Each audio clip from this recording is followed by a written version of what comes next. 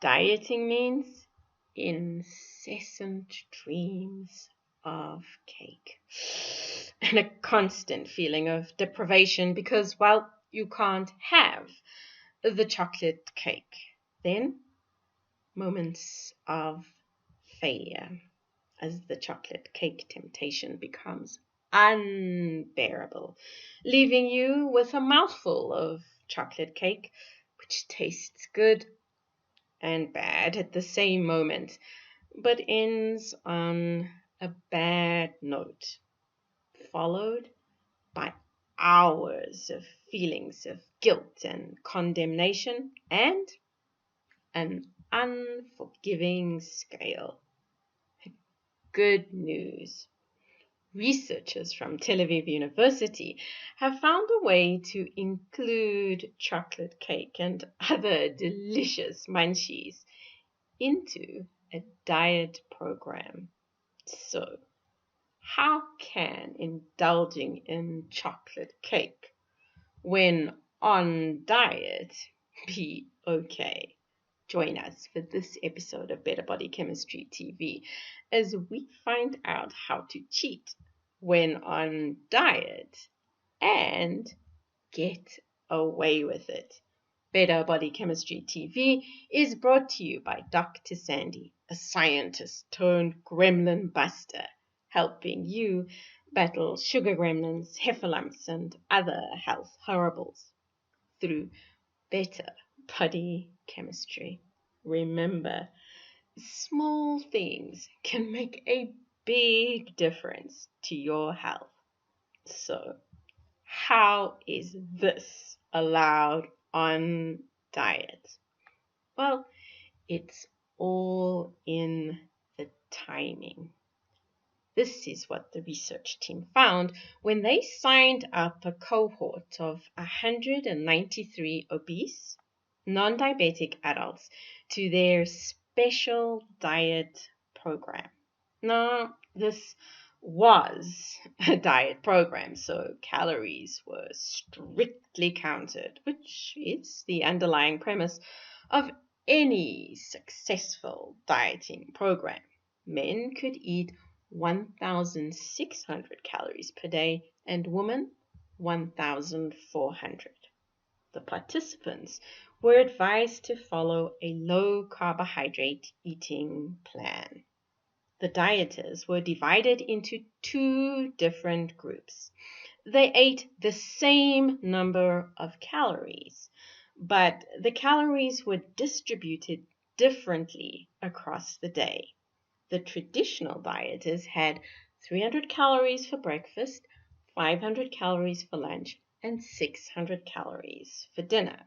Those on the special program had 600 calories for breakfast, 500 calories for lunch, and 300 calories for dinner. Now, with an option of 600 calories for breakfast, these lucky dieters got handed the chocolate cake bonus. Options included chocolate, cookies and cake, ice cream, chocolate mousse, or donuts. Everyone was required to diet for 32 weeks. Now, the participants were monitored along the way, and at 16 weeks, progress in both groups was steady. Everyone had lost weight.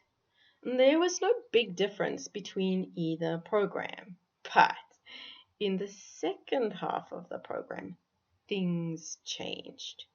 The dieters who were soldiering on without any foodie rewards started to pick up the weight they had lost, leaving them pretty close to where they had started. But the chocolate cake dieters continued to lose weight, leaving them significantly lighter at the 32-week mark. The biggest losers were those eating a big, somewhat indulgent breakfast.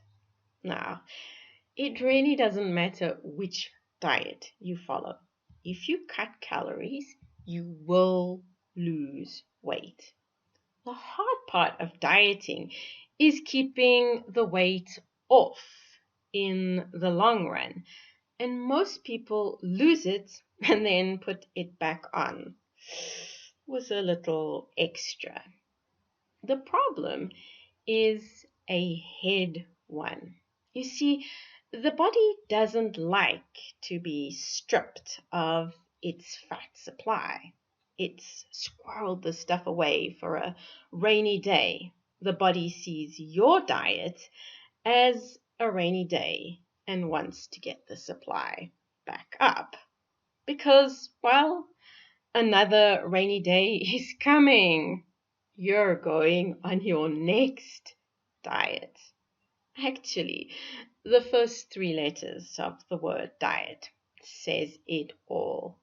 Die! Sticking to a restrictive diet is hard, really, really hard, because you're battling that hunger neuron inside of your head who's working hard to protect your fat stores. A little chocolate cake in the morning helps take the die out of diet by reducing the feelings of deprivation typically associated with dieting. It helps dieters keep control. And keeping control ensures that those unexpected calorie surges, which typically scuttle weight loss efforts, are avoided. Doing it in the morning makes it easier for the body to handle. Now, for those of you who are thinking, dessert for breakfast? Impossible! I can just do a coffee. Well, it turns out that your brain and stomach can learn to indulge in a big breakfast with a little practice. We've all heard the saying, eat breakfast like a king, lunch like a queen, and dinner like a pauper. Well, this is more than a quaint saying. Scientifically speaking, the body is on maximum burn power early on in the day. So, in theory, there's more wiggle room for extra calories. Dieting is not just about what you eat, it's about when you eat. To get the better of your sugar gremlin, you need to dine on a big breakfast. For more tips and strategies that will help you tame your sugar gremlin, download the Willpower Report. It's free and it'll show you how to candy floss your way to better body chemistry. Interested in discovering more ways to create better body chemistry? Or need a little help getting your body chemistry on track? Visit our website at www.betterbodychemistry.com. Browse our library or enroll in one of our courses or programs. The advice is simple to follow and based on real science, not hype. Know someone whose dieting efforts don't seem to last for the long run? Share this video with them so they understand it is possible to have your cake and eat it if you time it just right. And if you enjoyed the video, be sure to subscribe to our channel so you catch future episodes of Better Body Chemistry TV. Thank you so much for watching, and I'll see you next time. Remember, small things can make a big difference to your health.